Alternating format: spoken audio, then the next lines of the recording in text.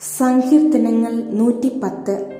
യഹോവ എൻ്റെ കർത്താവിനോട് അരുളി ചെയ്യുന്നത്, ഞാൻ നിന്റെ ശത്രുക്കളെ നിന്റെ പാദപീഠമാക്കുവോളം നീ എൻ്റെ വലത്തുഭാഗത്തിരിക്ക. നിന്റെ ബലമുള്ള ചെങ്കോൽ യഹോവ സിയോനിൽ നിന്ന് നീട്ടും. നീ നിന്റെ ശത്രുക്കളുടെ മധ്യേ വാഴുക. നിന്റെ സേനാ ദിവസത്തിൽ നിന്റെ ജനം നിനക്ക് സ്വമേധാദാനമായിരിക്കുന്നു. വിശുദ്ധ വസ്ത്രാലങ്കാരത്തോടു കൂടി ഉഷസ്സിന്റെ ഉദരത്തിൽ നിന്ന് യുവാക്കളായ മഞ്ഞ് നിനക്ക് വരുന്നു. നീ മൽക്കീസേദെക്കിന്റെ വിധത്തിൽ എന്നേക്കും ഒരു പുരോഹിതനെന്ന് യഹോവ സത്യം ചെയ്തു, അനുദപിക്കുകയുമില്ല.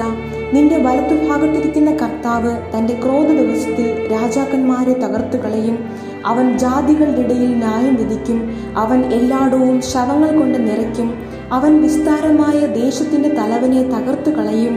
അവൻ വഴിയരികെയുള്ള തോട്ടിൽ നിന്ന് കുടിക്കും. അതുകൊണ്ട് അവൻ തല ഉയർത്തും.